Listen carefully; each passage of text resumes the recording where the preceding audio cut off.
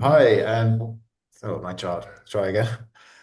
Hi, and welcome to another episode of Escaping Samsara podcast. I'm Nathan Thompson. I'm joined here today by Todd McLaughlin. Hi, Todd.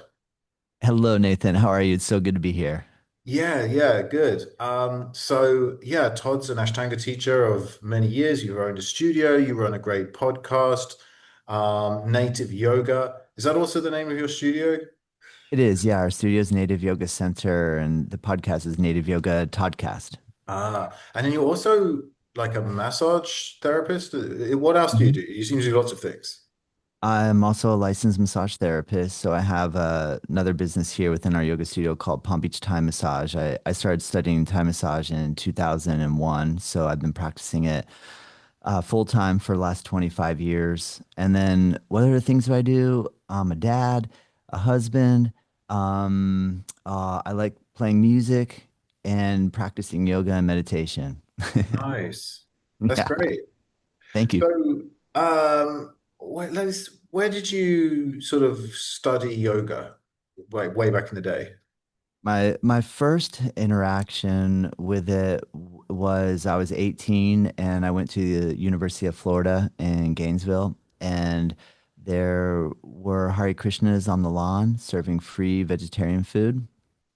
And at that point, I was very interested in anything counterculture and had dreadlocks and a big beard and was listening to the Grateful Dead and really curious about what more is there out there. So when I saw the Krishna devotees, and I was just very curious. They were wearing robes. They had shaved heads with a little tuft of hair on the back, lots of tulsi beads on, and I was just intrigued. And so, in the process of consuming some food and starting to have conversation, I got more interested and started going to the temple and reading Bhagavad Gita and getting involved in kirtan and waking up before the sun and chanting Hare Krishna and the Japamala out in the forest, walking around with the devotees, and just really excited about yoga. And I think the Bhagavad Gita just really intrigued me, and I just kept wanting to read it and finding so much interest in it. So that was my first official yoga experience. And around the same time, there was a hatha yoga teacher that I started practicing hatha yoga poses. I don't know what tradition she had studied in. It wasn't apparent to me at the time. At that time, I was very unaware that there were multiple methods, styles, traditions. I think I had this idea that yoga was yoga. I didn't really see any distinction or yet. So I for me it was just a really exciting time because I really wanted, I was curious. I really wanted to learn about what was going on in India, and I had this feeling that India had a long history of spiritual inquiry, and it just seemed like that there was so much rich learning to be done there. And so that was kind of my beginning. Cool. So when so your kind of first idea of yoga was was more of a kind of Bhakti Krishna situation. That was what yoga meant to you when you first started, right? Yeah, correct. So a lot of people who like start with the kind of, let's say, the other strands of yoga like Bhakti or Raja Yoga, for example, and then they end up getting in contact with the sort of modern postural hatha yoga. Sometimes they're a bit repulsed or they're just a bit shocked. They're like, "What? This isn't yoga. This is just athletics. Like, what is this? There's no, what was it like for you, that kind of transition?" Oh, that's a great question, Nathan. I continued to go to hatha yoga classes throughout my journey, as I was moving around, and I traveled a lot. At that point, I was really keen on international travel, and so I just started moving around, and so I would bump into different places where there was yoga classes, and nothing really kind of grabbed me in the postural realm yet. And then when I was in 2000, I came back to Florida after living abroad, and funnily enough, you'll probably laugh. So my mom says, Todd, you got to come to this yoga class with me. And it was Bikram yoga. And I didn't know what it was, just kind of figured, oh, cool, it's this, hatha yoga class. And I fell in love with it. I absolutely loved it. It was so challenging at that point in my life. I was wanting to kind of clean my life up a little bit, and going into a room where I could be, with the physicality of it in terms of just being hot and having to deal with that, like the mind over matter component of just being really uncomfortable, and at the same time really being comfortable, like feeling my body and experiencing my body and my mind in a way that hadn't jumped out at me like that before. And that was what really kind of struck me. And I wasn't, this was before all of the crazy stuff that went down with Bikram. So I didn't really know much about who he was at all. He had one book out at the time, and it was a little cheesy in my opinion. Black and white photos of him in his Speedo with a bunch of Hollywood elite practicing, hatha yoga poses in a room. And I just that the book didn't really like capture me all that much, but just the experience. And it's a good point that you bring up that if we go into it from the bhakti or raja component or meditative component, that then, sometimes there's this like repulsion at the commercial nature of these like Western style yoga things that have been turned into like big monster corporation situations of yoga. I totally agree with you. I mean, it's a little odd, but I think there's a power to a really solid hatha yoga practice that if it's delivered in the right way and I was in the right space in my mind and body, that for it to just really hit, and then I just went every single day. I was really intrigued by maintaining a daily physical experience like that. So, were you still doing the Hare Krishna mantras and practices by I that point? I did always kind of keep that, unofficially. When I was in Gainesville, I did come up with a moment of a one of the devotees kind of saying, "Are you going to, make this commitment and become a devotee?"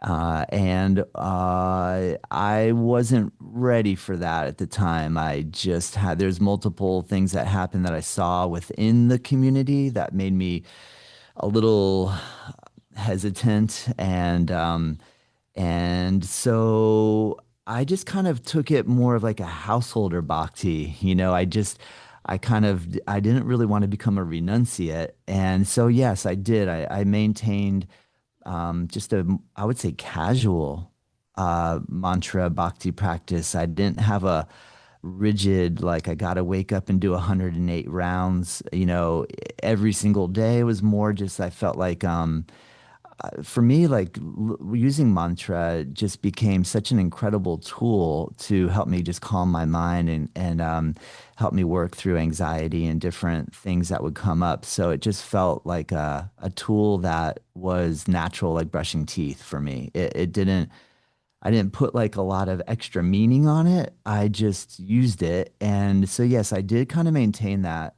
casually, I would say. I didn't go the hardcore. I didn't, put the robes on, and I just kept it more of a householder style.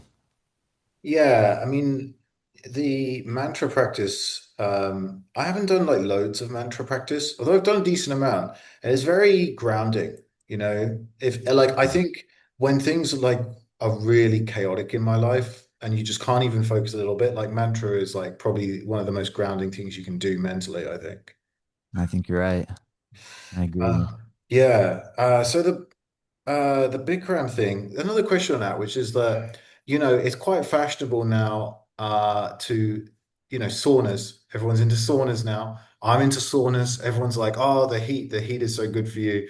Do you have any like thoughts on that? Like, you know, because I'm just sort of thinking like if I do like a really hot sauna, I feel like pretty amazing afterwards. And it seems like the whole thing with Bikram was sort of combining that with the asanas. I've never done Bikram, but I have practiced Ashtanga in the Bangkok Ashtanga Shala. I don't know if you've ever been there, but it's like the I have not. hottest shala in the world. So I'm having to have some experience of it, and like I can feel great for like 20 hours afterwards. You know, it's Yeah, I don't know what it is. Is the heat yeah, is yeah. what's your opinion on the heat? Do you know what I mean? How much does that add to it? Yeah, great question.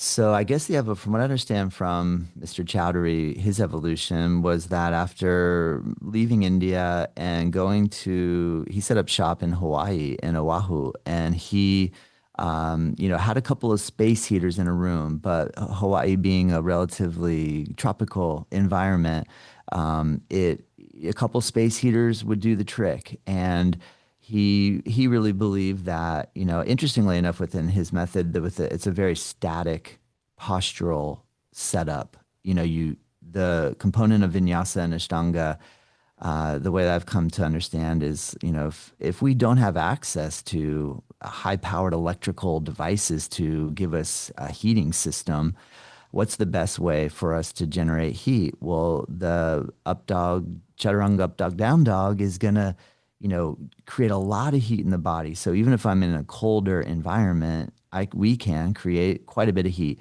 I think the heat component has been around in the yoga scene with tapas for a really, really long time.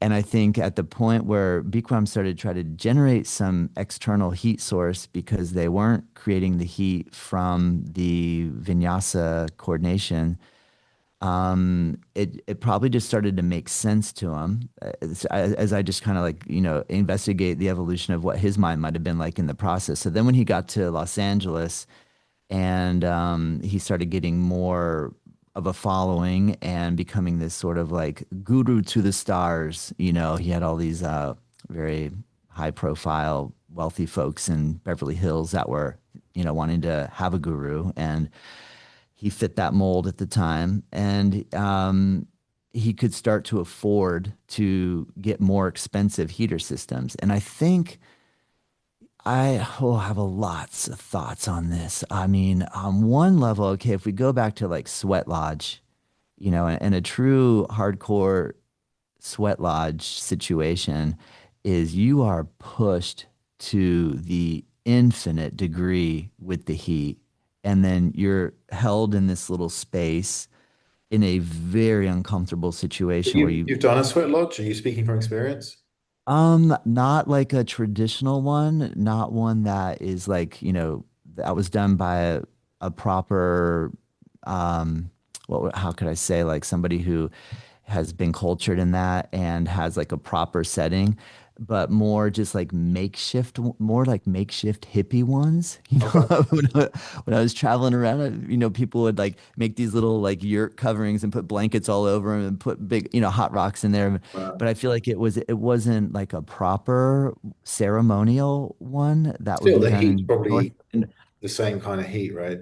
Yeah, like just, extreme situations where, you come out of that tent thing and just the cool air and the whole experience is like can be a bit of a hallucinogenic slash psychedelic type of experience of oh my gosh, I'm alive. Whew, I made that. Wow. And so I think the nature of that experience is to be held under a really intense situation.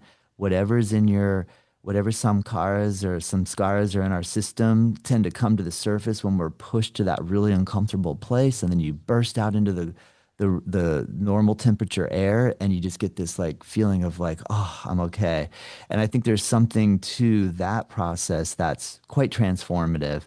And then naturally in those environments, you still have to be careful. I mean, people have died being in sweat lodge situations where it wasn't done ceremonially with somebody who really knew what they were doing, And so I think Bikram kind of tapped into that and started making these yoga rooms 115, 120 degrees. When I did teacher training with him in Beverly Hills, he had a huge warehouse space where we were packing 300 people in the room, and just that alone was enough to make the thing hot. But then he had these turbine engines where he would turn on the heat, and you could hear this like it sounded like a jet engine out there, and it would just pump heat into that room. So I think once he saw how that would really annihilate people, it gave him a sense of power.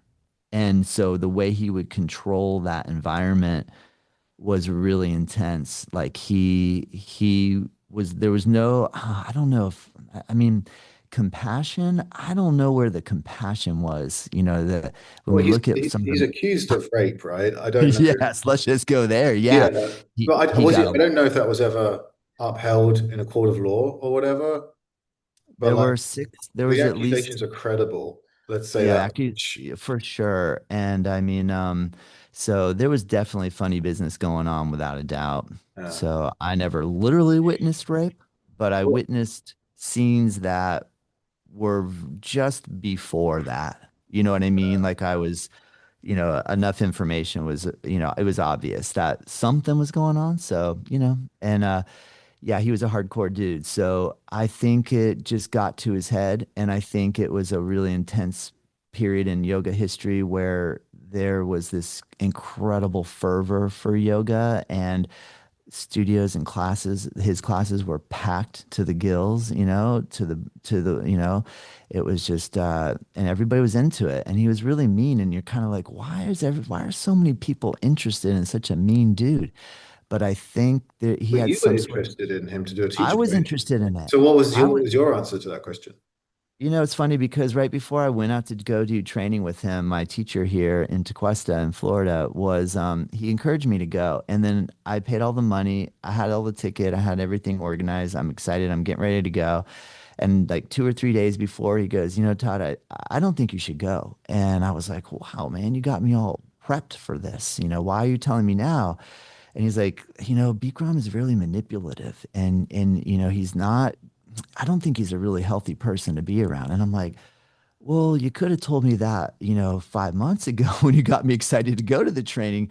And at that point, I was just like, well, I'm going, man. I'm going at this point. I'm not going to like take that advice right now. And I have no regrets. I mean, I'm really grateful. I like to look at things in life like I'm not a victim, and everything is a learning opportunity, and it was an incredible learning opportunity. And I got a lot out of the experience. I learned a lot what I really love about yoga, and I learned a lot about what I don't want to do in my yoga life. And to see that up close and personal for me has been incredible because I hold myself to a relatively high standard in relation to being the role of a yoga teacher now. So I think all watching and witnessing all that has been incredibly valuable.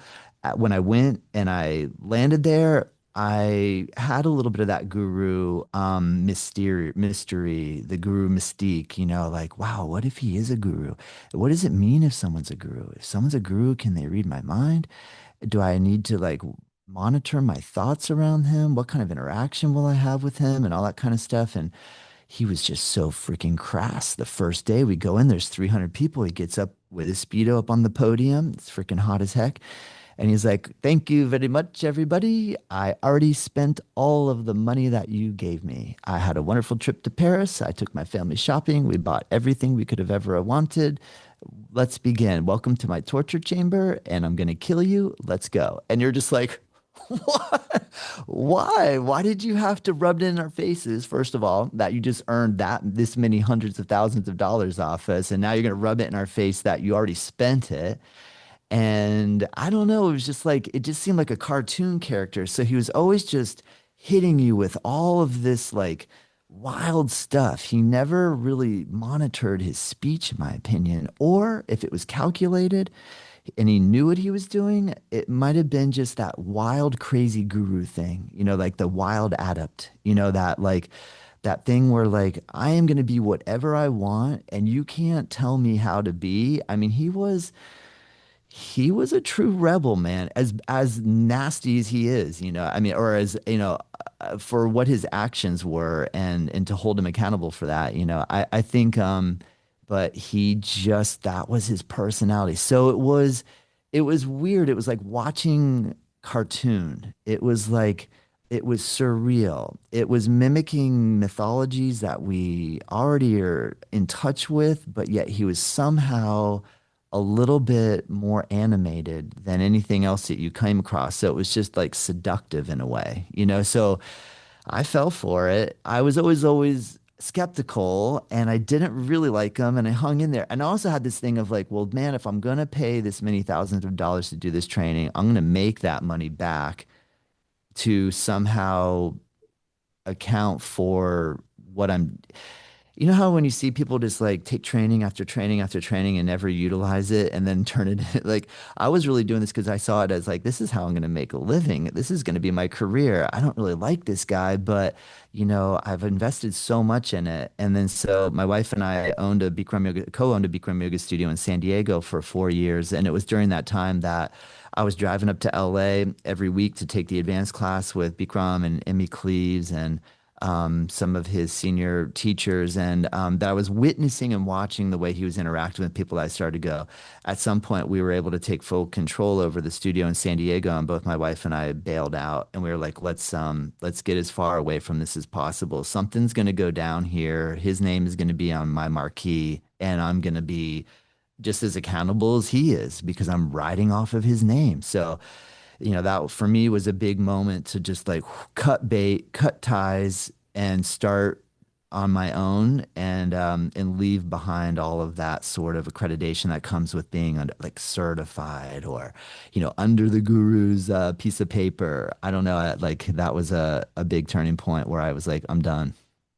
Right. So then, did you move to Ashtanga then at that point? How did you get into Ashtanga? So thank you for asking. So while we were when we were running the studio in Mira Mesa in San Diego, right when we took over that studio, there was a Russian gentleman and his wife, and they were wanting to get rid of the Bikram studio. So right when we were coming into that, he goes, I go, well, what are you guys gonna do? Because I was kind of curious, why are you leaving this behind? We're coming in to take it over, and he's like, have you ever heard of Ashtanga yoga? And I said, I have, man. I've heard of that word.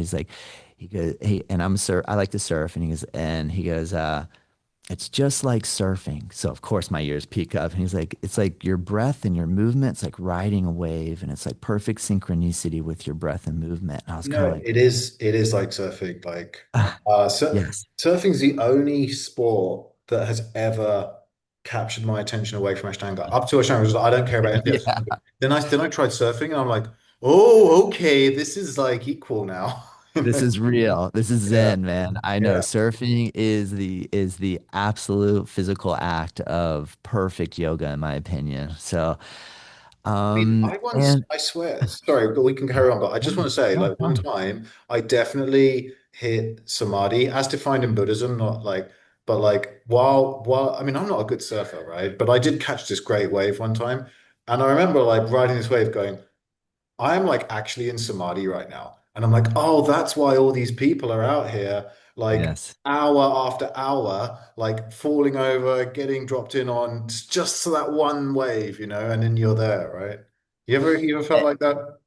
Yes, Nathan. And what's really cool about that, you know how we always hear that, when you go to yoga class, you're on your yoga mat, and then we'll pick up a book that might say yoga off the mat. And we get this understanding of like, whoa, wait a minute, what's that all about? Are you saying like, I'm going to yoga class and there's yoga, and then I go about the other 23 hours of my day.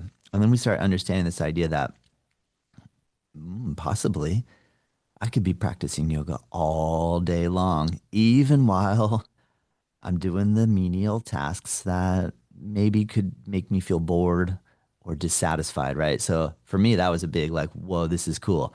And so we sit in the water for hour and hour waiting for that one ride. And you are right. You can have the most incredible samadhi nirvana experience because you're in that one only place that you can be to be riding in that place, right? Like the coordination and everything has to come together. And there's so many factors and variables for one moment. And you get such a rush off that 5 seconds of feeling what it's like to be in the energy of the earth like that, where you're right in that little pocket that then you're sitting in the water and you're getting frustrated and there's all these people and you can go through all of this like rah rah rah rah. But then there can be this moment where you're just sitting out there floating and you don't even care if you catch a wave or not. You don't even, and the way the sunlight hits the water and a little fish will jump out and you just feel like you're in nature on a level that you're so, and it's so kind of dangerous in a sense because of the fact of the wildlife that's underneath you that you can't see that at any moment could like come and like really mess you up. And so to work with the fear of all of that and just be in a blissed out state, just floating in the water, I don't know. It's so cool because I feel like then I don't even care if I catch a wave now. I don't even care if I go to a yoga class now because there's so much yoga off of the mat. There's so many waves to be ridden, even when you're just floating in the water. You know what I mean? Like, so I would agree with you. And I love how it even involves with surfing as well. Yeah, like I mean, I've never like lived near a beach for a very long period of time. So, but when I have gone surfing, I'm always it definitely sort of brings out the best and worst in me. Do you know what I mean? Yeah. Because it's like it's so hard, especially as someone who's not like massively skilled like myself, to actually get on a wave. There's so much frustration and so much annoyance with other people, and the competitiveness is insane sometimes. Yes. And so and then of course there are also times like you described where you're like you can get to a place of being really chill. But yeah, it just sort of reminds me of like yeah, like how unenlightened I am. You're Oh like, my gosh. if only I can get Yes. away. Yes. Yes. That is the biggest challenge, man, for sure. I hear you, man. Well, and then so, this guy, he hands it over. He's like, Ashtanga is like this. And so I'm intrigued. So we're running the studio and we're in, in San Diego, which is an amazing place. And what an incredible place for yoga culture. I mean, you have all of some of the greatest yoga teachers in North America live right in that little area. And so you have studios galore. And so I go on in Yoga Journal magazine and I see a picture of David Swenson and he's selling his primary series VHS. And so I, mail in my check and snail mail brings me my VHS tape and I pluck that puppy into the VCR or whatever. And I see him doing that demonstration out on that dock over the water. And I guess he like he like cherry picks a couple of second, third, fourth series poses and I just went, that is it. That's the yoga. I gotta learn that. And so at that point, the internet was creeping along barely. And so we find out that Patabi Joyce, lives in Mysore, India. And I just went to my wife. I said, Tamara, what do you think? Should we go try this? She's like, let's do it. So we get a round the world ticket.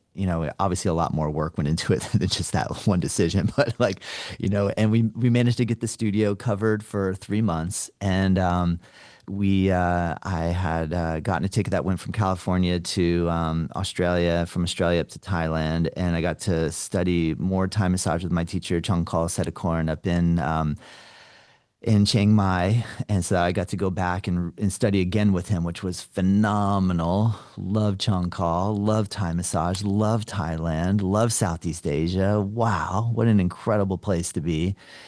And then so at that point, we hadn't really even taken an Ashtanga class with anybody, and I was just working off of what I knew from the VHS. And so I met this guy in in I'm sorry, in Chiang Mai, and he goes, man, and he goes, I wouldn't even go to India if I were you. There's this guy named Rolf Naujakat that's teaching down in Koh Phangan. I would recommend go study with Rolf. And so I go on Rolf's website and Rolf says, no beginners. And I'm like, oh, clearly I'm a beginner. So I write Rolf and I say, Rolf, I promise we're getting ready to go to India. We've never taken actual Ashtanga class before, and I hear you're amazing. I promise we will be really humble and really good students, and we won't mess up your scene at all." And he wrote me back. He's like, "All right, you can come." And so we went down to Koh Phangan, which was amazing because we took the train, the overnight train down to Phuket. And then you get over to, oh, I can't remember the name of the beach where the overnight boat goes, but there's an overnight boat that goes over to Koh Yang, and then you take a taxi over to Hadrin, then you take a boat around all the way to Had Wai Nam, and he was set up in a little bungalow up in the hill above Had Wai Nam. So there was no cars, no motorbikes. Everyone's just walking around, and there's these little bungalows. I freaking loved it, man. I thought I was in heaven. I love Thailand, and then so I'd only been in Chiang Mai, so to go down into the islands of Thailand, I thought.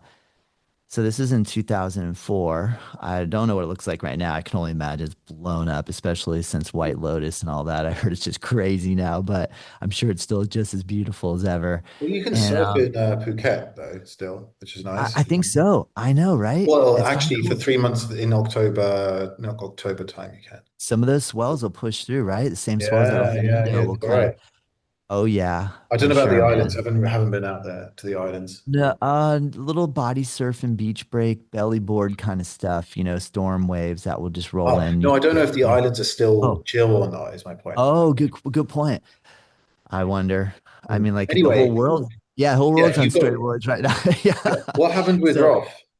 Rolf was unbelievable, man. Wow. I love Rolf, and I was so sad when Rolf passed, man. But Rolf, wow. And so, they go up to the rock, turn left, you'll see this bungalow. So we're walking up, we show up. It's like you walk up these steps, you stick your head up through this little hole, and I look over and I see everybody's like in third, fourth series. So, legs behind head, standing up on one leg, people up in handstands doing crazy back bends. And I'm like, I turn, I look at my wife, I was like, she looked at me and we walked back down. We're like, let's get out of here. That's fucking crazy.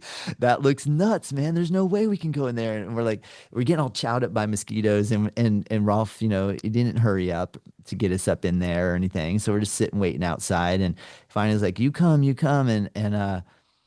And I, after that one practice session, because I still didn't know primary series and I didn't bring a cheat sheet because I knew that was a big faux pas. So I was trying to remember, and I was pretty good up to like Ardha Baddha Padma, Paschimottanasana, half bound lotus forward bend. Like that's where I could kind of keep it together. And Rolf was just so kind. I mean, funnily enough, I was trying to get into Garbha Pindasana, which my hips were nowhere near lotus yet at that point. I And mean, so he but you comes you over. were advanced Bikram teacher. You can do Lotus. Well, thank you. Great point. Well, I could barely scrape a little bit of a lotus together, but But that's going crazy. You would have done this going from Bikram for so going from long. B, going from Bikram yoga to Ashtanga yoga, in my opinion, is like going from tap dancing into high level New York style ballet. Okay. They're just not the same. It's like that's what's so cool about yoga is that I mean, you have a flexible physique. Like you work really hard, Nathan, but I mean, I've seen what you can do physically. I mean, you have incredible talent. I had a little bit of natural flexibility and stuff, but I don't know. Ashtanga is next level. When it comes to Hatha yoga, I think Ashtanga really brings in some of the more serious control and focus. I don't want to negate so I mean with Bikram Yogi has 26 poses that he's pulling from a class 84 classic asana series. So when you look and investigate the 84 classic asanas of Vishnu Ghosh, his guru, the majority of those poses are the exact same poses we're practicing in Ashtanga Yoga. Interestingly enough, Bikram kind of sequenced some of the second series poses of Ashtanga Yoga more into his beginning class. So we do a lot more of like locust pose, bow pose, camel pose. More of the back bends are actually introduced in his beginning level class. But there's no vinyasa. You never put your body weight on your arms at all. You never do a single upper body strengthening exercise at all in Bikram yoga. So you're getting cooked by the heat. you're getting whittled down by this extreme heat trying to hold these poses for a long period of time, and then you just like lay down, and then you come up, you hold a pose for a really long period of time in this really extreme heat, and he holds you there, he holds you there, he holds you there, and you let go and you lay down. And Yeah. Ashtanga is like, there's momentum. There's like you're jumping on a swing set and you're just like, whoo, whoo, you got your breath going and you're like jumping, flying, connecting this movement to that movement. I mean, Ashtanga, the poses are hard enough, but in my opinion, it's not even the poses that are really all that difficult. It's the transition from the one to the next that really gets your heart rate going. I mean, that's where I think the real work is being done is like some of the linking of the moments between the poses. So yeah, that just kicked my butt. And it was a whole new way of working. So it was like, if you're just tapping away over here and all of a sudden someone says, here, put your leg up in the air straight up and hold a ballet and spin on your toe, you're just not going to be able to do it right away. It was a whole new skill set to learn, which I loved. I needed to be pushed. I wanted to be pushed. And I was so sick of just doing that 26 posture sequence with Bikram that I was in heaven, man. It was like I walked into freaking everything I could have hoped for. So Rolf came over to pull me into Garbhapindasana and he pulls my arms through, and my arm was a little too fat for the way my leg was, and my knee just went pop and made the biggest pop sound. I could Whoa. barely Is it a yeah, meniscus? it was after like the first or second week that we were there because we spent a month with him Because and like it took me years to get over a meniscus tear. Like, is that what you had? Because those things are not fun. my knees still hurt today, but I have to practice much differently because I'm 52 now. My body is just like going, But that whoa, was at man, the you got beginning of your Ashtanga career, and this then is you my went to yeah, Mysore, I was in my where 20s, yeah. right. And from what I understand, Mysore in those days, there was no F's given about your injury status when you walk in, right? No, no, the more So what injured you happened? were, the more you were expected to come back in. So well, we had a great experience with Rolf and we're like, well, we're going to India. Let's go to India. Well, at that time we had heard so many So hang on, were stories you about, limping to India at this? What's going on there? yeah, yeah, my knee was really bad. Yeah, And so my knee was bad. yeah, It, I just feel it, so I I feel like really stressed about that because it's like because I'm just Well, like yeah, because you know it, you've lived that. You know that feeling of having an injury and walking into a shala where that energy level is held to such a standard that, you're walking into the most insane group of yogis practicing together, and the energy dynamic of no words being said, and yet everyone is pushing each other to go to the max, and it's just such a unique environment. There was not, for me, so when we walked into the Shala, we were so nervous going to India at that point because we had heard so many horror stories about people getting broken and snapped and people getting all sorts of, you know, bacteria-borne illnesses, drinking water, and just multiple stories of like, um, but when we got to India, someone had said we were like we didn't even think we were going to sign up at that point. We got to Mysore and we were like maybe we shouldn't even do it. And someone's like, look, you got all this way. Patabi Joyce is this age. We don't know how much longer he'll be around. You have to go in there and practice. And so thank goodness we did. And so I guess to your question about my knee, because it made you feel a little anxious, I understand that. And yeah, I mean, I think I just, you just kind of do it somehow. And I don't know is the smartest way to go. I mean, I'm teaching much differently now. I'm working at all against all odds just to help the people that come and practice here with me to practice Ashtanga in a way where we don't injure ourselves, where we don't push past our limits, where we're honoring our body and looking at the long trajectory here. Of like, we're aiming to get to, maybe we might, if we're lucky enough, live to 100 or something like that, or 90 or something, that we'll be walking around and not have to have multiple body parts replaced because of our yoga practice. So, but at that time it was kind of like you go no matter what. It doesn't matter how bad it hurts, and you work through it, you suffer through it. And I mean, this is a common thread in some of these hardcore Indian male driven lineages. That was just the way it was, or way it is to some extent. I feel like a lot has changed in the last 25, 30 years or whatever, 20, so in terms of the way we're being willing to work with it. But it's so funny. It's so dynamic. There's so much, man. There's so much to talk about. I mean, what direction do we, you know what I mean? Like Well, I mean, it's we don't it's have incredible. much left. I do want to cover Batabi Joyce, right? Because I mean, he must have been towards the end of his life. So I do want to cover like your relationship with him and the Joyce family because you guess you studied with him, but it probably would have been Sharad, I suppose, that was actually teaching you. So like, what was your relationship with those guys? Because I've never met any of them. I met Sharad once, but like, obviously, Mm-hmm. like didn't actually talk to him, right? You Yeah. know. Yeah. Um, Yeah, Never studied great. with Well, Batabi Joyce. I'm So what happy was to that talk like? about it. I'm super happy to talk about it. So Patabi Joyce, so this is in 2004. I don't remember what I age think he 80 died was. in 2012 or something, or 2011, Yeah. something like that. Yeah. So So he, he was in his late 80s yeah, and very sweet. Very, very sweet. I mean, I don't want to negate what anyone else's experience was with him. So I honor and respect, and I feel really horrible for anyone that's ever suffered abuse at anyone's hands. So, but my own personal experience was, to be honest, he never touched me. So I never got an assist from him. Um, and Sharat also conducted himself very low key, and he was extremely respectful of his grandfather from what I can understand. His mom Saraswati was also in the room teaching, so it was Patabi Joy, Saraswati, and Sharat were walking around doing the assists. And Patabi Joyce assisted my wife in headstand once. Everything was chill. And Sharat only really with dropbacks would come over and help with dropbacks. So he'd help me every day with dropbacks. And apart from that, Saraswati would do assist, and she would push pretty strong and solid for sure.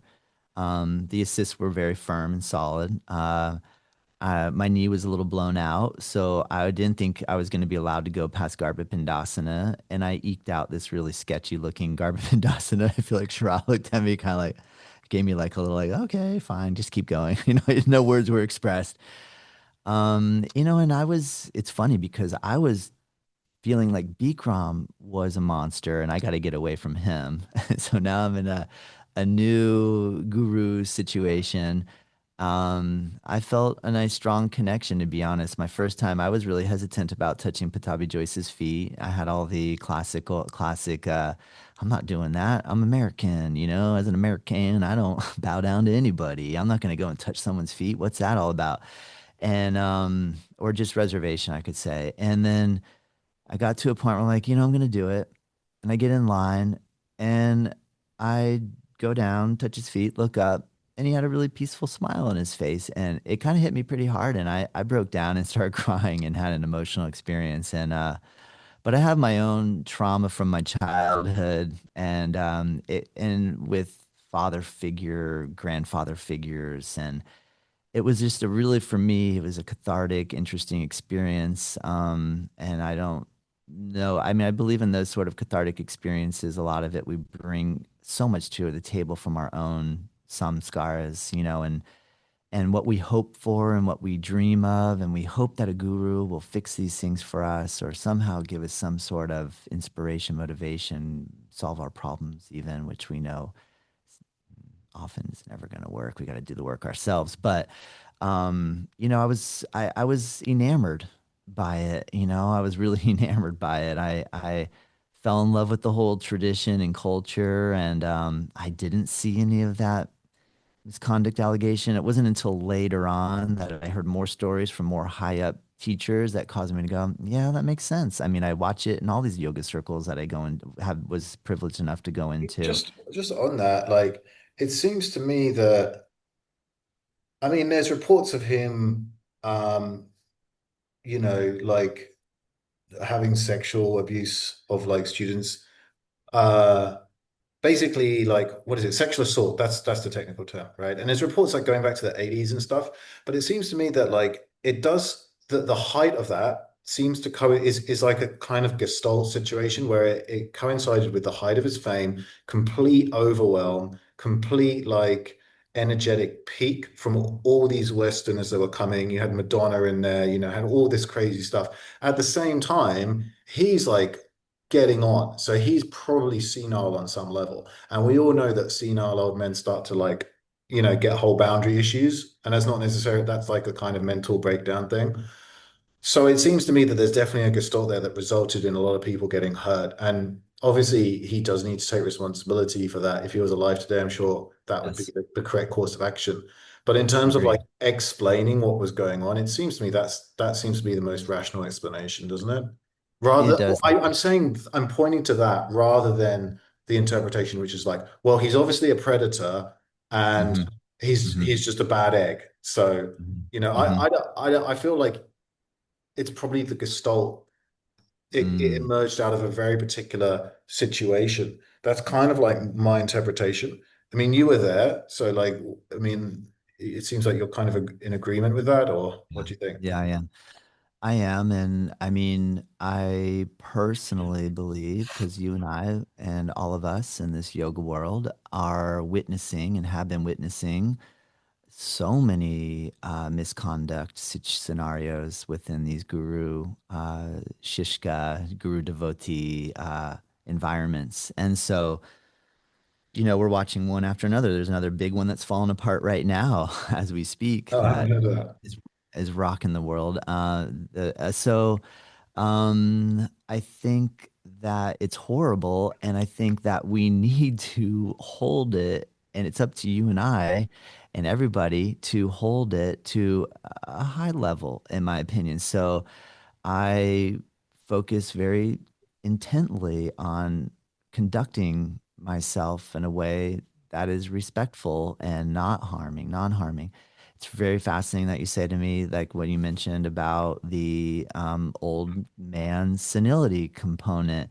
That's fascinating to me. I've watched people go through Alzheimer's, dementia, people close to me, people pass away from it. I've watched it very closely.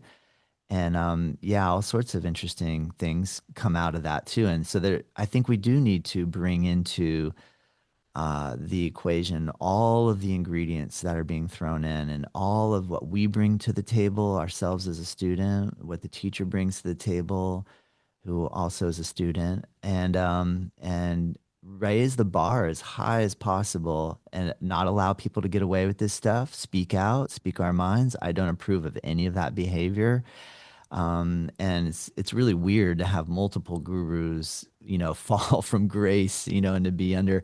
But at the same time, I think the learning lesson for me to come out of it is like learn from what other people do. We don't have to repeat those same mistakes, but also hold the space that everybody is learning and growing and has the ability to make amends and heal and say sorry and possibly um, uh, do the right thing. So I think as much as we have to tear people down that are abusing and taking advantage of people, I think it's important to build space for them to heal, and or that it's possible to heal, or that it's even possible to turn a corner. There's classic stories within the Buddhist tradition of the most hideous, heinous, evil people coming into the light at some point. And I know it's hard to imagine that that's possible. It's hard to build the space or grace for someone to do that. But I think it's like an interesting blend here, where we shouldn't put up with it, but at the same time, we gotta still believe that it's possible for us to make amends and heal. Yeah, yeah, we should remember Angulimala, that was the famous Buddha disciple, Anguli Finger Mala, right? The 1,000 fingers that he cut off his victims that he killed. And then he became a great disciple of the Buddha. The Buddha like Yeah, tamed him, as it were. yeah, So it's good to yeah. bring that up. Remember that. Mm. We don't have much time left. I feel like we need to talk about, you know, you've been practicing a long time, definitely longer than me. Um, and Ashtanga's changed so much. The kind of traditional or orthodox understanding was like basically very few people actually believe anymore that Ashtanga is a complete system and all you do is Ashtanga, you don't do any other kind of exercise because I think people tried that and it didn't work out so well. And then there's the idea of like Well, if Ashtanga is not the perfect exercise, I think one question that a lot of people have now is how should we augment an asana practice, and what should we augment it with? Like I find, I've done some basic research, chatted to some people, some people say spinning, the whole cycling thing, very good. People say you should do pulling exercises, you should do some pull-ups, you should do some up front rows, balance out your body. Do you know what I mean? People saying you should go to the gym, you know. Now I'm going to the gym once or twice a week. I'm lifting weights. A lot of people, when they get older, Ashtangis, when they get older, they start doing the whole gym thing. And then there's this whole question of like, well, how much asana do I do now? Because the gym is not a replacement for the asana. I mean, what's been sort of your understanding of that whole thing? Mm, thank you, Nathan. Epic question. Thank you. So I'll just speak from my own personal experience and yoga for me and working with a sequential patterning of movement is extremely therapeutic for me and for my mind and for my psyche. It's awesome. So I keep doing it. How I do it now looks and feels, well, yeah, it feels and looks different than the way I did it mm, 25 years ago. And so um, I think that if we're lucky enough to stick with a practice and then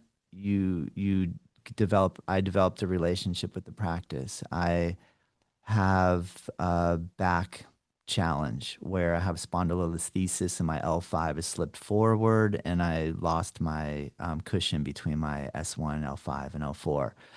So I started to develop extreme back pain and which caused me to go and get looked at MRIs. And when I saw what I was actually dealing with and reconciling what I was actually doing with my body, and the way that when I would back bend, it would only exacerbate the anterior listhesis, the sliding of the vertebra forward, that I went, holy cow, I need to completely reassess my entire existence. And so that led me to start researching and reading about back health. And I started reading Stuart McGill's The Back Mechanic book. And I'm currently reading Bernie Clark's Your Yoga, Your Spine book. And doing as much research and study as I can to look at different ways of exercising that I can manage my back pain without getting a lumbar fusion surgery. And so I say all this because now I'm using the information that I'm taking from the physical therapy and doctor and Western medical model of how to deal with back pain and or body pain in general, orthopedic dysfunction, and apply that into my Ashtanga yoga practice. And so something like walking, to be honest, like I can't surf big waves anymore. It's too risky for me. If I get pitched and my back gets separated again, I just, if you ever experience really extreme spinal pain, it's the biggest nerve in the body when your spinal cord is being compressed. It's pain that's like it's hard to describe until you experience it. It'll make you never want to do anything ever again that will push you into that place, right? So, um, I guess my what I'm trying to get at is that once we do something long enough, we need to do other things. And what every person is going to figure out, I think, will, enhance the yoga. So whether if you pick up a book and you watch a video on someone that says pull-ups are good, start experimenting with pull-ups and then see how the body reacts to that. And then take into account all the injuries and pain that we're experiencing in our bodies currently and then do the research and the homework and start reaching out to groups outside of yoga because I think when we're looking to problem solve, we want to look within our community, but we also want to take in the larger community and look for solutions for what people are finding outside of the particular community that we're in. And I think that can really enhance what we're doing, and I think it can actually help to keep the yoga practice accessible and keep the longevity of it where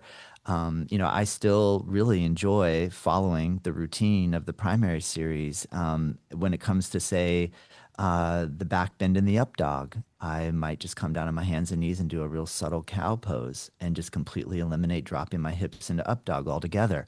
So now I don't really post a whole bunch on my own physical practice, except on YouTube. I do tutorials every Thursday on basically how to manage back pain now because, that's just where my life is right now. So I guess in answer to your question, I don't believe there's any one perfect routine. I don't think there's any one perfect exercise. I think it's a constantly evolving situation where we need to just be open-minded enough to work with other ideas and see if they work or not. Give them true trial and like, with the back pain thing, they say walk because it'll desensitize the spinal nerves. And so just doing like a 2.5 or 2 mile walk, or if you're in so much pain, walk for 1 minute, lay down, get up, try to walk again for 2 minutes. If it starts to hurt really bad, lay down and slowly build the walking routine up. So personally, I just do walking and a little bit of Indian clubs just for some fun, like strengthening exercise with like little 10-pound Indian clubs. I love those things. They're super fun.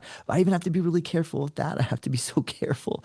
It's crazy, man. I never would have thought that my body would start to react in a way where I'd have to be so cautious of every movement that I do to make sure that it doesn't put me into full on back spasm. So I look at that as that's my spiritual practice now, is just to be alert and aware and to honor my edge. And that's a big thing. I mean, when you recover from trauma, for me, a lot of it was I experienced trauma in my youth. So therefore, I thought yoga could just fix it. But I thought the answer was just push really, really hard. And the harder I'd push on the yoga, that would heal my trauma. And now for me to like just take it all in, I just have to honor my body and stop kind of going down these blanket ideas of like, it has to be like this.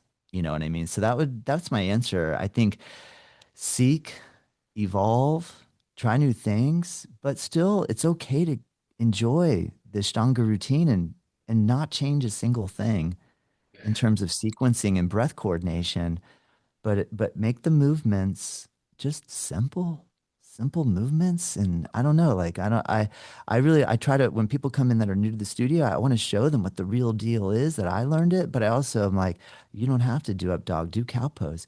If you can't bind in your lotus, just let's sit cross legs. Focus on the breathing. Let's get it just down into like, let's use it as a therapeutic tool, not a show off tool, that type of thing. Yeah, I think the one sort of thing I mean, I agree with all that.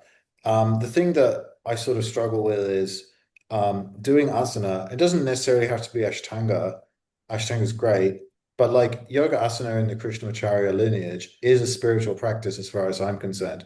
Going to the gym is not. And I'm not, I know that the answer Mm. is, well, you can be mindful in the gym. It's like, trust Hmm. me, I'm as Hmm. mindful as I can be in the gym. I don't listen to podcasts when I lift. I lift. I actually do Mula Bandha when I lift because why not, Yeah. right? That's probably Yeah. helpful. It's good to root. Yeah. But Yeah. that's not the same. That's not the same as a yoga asana. A yoga asana is a spiritual practice. So I'm always slightly disappointed when I have to swap out my asana practice and go to the gym just for essential maintenance. But like ultimately, you know, perhaps the deeper question there is then, you know, like I meditate, right? Like if I'm swapping out my asana practice to go to the gym, I've probably meditated that day. And, this will probably land me in a meditation posture that is like probably more durable over the long haul. So Yeah. Yeah. ultimately, like that's fine. Um, but yeah, I don't know. It's just something that sort of comes to my mind a little bit sometimes. Oh yeah, Nathan. Because it's I not agree, man. interchangeable, is my point. It's not Yeah. interchangeable. I know, and I hear this from folks all the time that are like that hatha yoga practice and they have some sort of dysfunction that makes it challenging for them to do it, and they really miss it. They miss what the spiritual component of the sequencing and the movement and how it's all coordinated, the way that it is, the way it's been designed. They really miss it because it actually does something. It actually works. So I agree with you. And I like the evolution component though, as we age and as we grow and we come into parenthood and adulthood, and as we then go into our older stages, I mean, I think being able to shift and evolve, and if the meditation practice, I'm with you as well. I try to meditate every single day, and even if it's for 5 or 10 minutes, I feel like that's my go-to practice now. But I still like to move in the asana way and walk and read and hang out with my kids, and you know what I mean? Like it's all, I don't know. I'm with you. But I do really believe in letting things shift and evolve. And there's so much pressure on us at some stage in our Ashtanga practice to like, if I can hold out and be 75 and still doing second series, then I will prove that I am true to myself and true to my yoga. And it's just not that simple. It's more elegant than that. That's too rudimentary. I think there's more complexity to life. There's so much more in that respect. So I don't know. I agree with you though. I don't want to I don't I still am going to keep doing it, and I love it. I'm so enamored with it still. Yeah, yeah. I mean, there's always going to be some asanas you can do, you know? For sure. Um, and there might even be advanced ones you could do, right? Like, I For mean, sure. I'm having so many injuries these days. I like, I I think it's know. just comes to old being older. Like right now, my wrist started hurting for no reason. And I'm just For no kind of reason. like, I'm in a place now where I'm just like, I'm doing my Ashtanga practice. And I'm like, la, la, la, la, la. Oh, my wrist is hurting. Okay, fine. I guess I'm just going to be doing chaturanga my fists now. Fist chaturanga now. I And I don't, know it it. doesn't even bother me anymore. I'm just like, Yeah. oh, great, this thing Yeah. isn't working. Yeah. Let's change it Yeah. up, right? Yeah. Yeah. And then Good sometimes point. you just gotta like it. Sometimes it's more serious than that, and you do have to, Yeah. really sort of take a step back. Like, with my whole knee injury, I swapped out Marcha Asana B and D Mm-hmm. for E and F, you know, Mm. Yep. and Yep. yeah, you just got to work with it, right? And that's Yep. how it's got to be sometimes. I'm with you, man. Yeah, Isn't it funny the stuff we do in our heads? Isn't it amazing? Like, yeah. isn't it amazing the And the crazy cogitation component? and the crazy thing is I always practice by myself. I always have. I've never really like I've always been a self-practitioner. So it's not even like there's anyone there judging me. It's just I know, me. I know, I know. I know, man. The guru in the mind, man. We got this guru in there that's just like constantly gauging us and watching, you know what I mean? And it can be a loving relationship or it can be a very harsh, judgmental relationship. So I'm trying to steer toward the loving one these days, trying Yeah. to, And like yeah, that's, noticing when you are judging yourself and being able to like yes.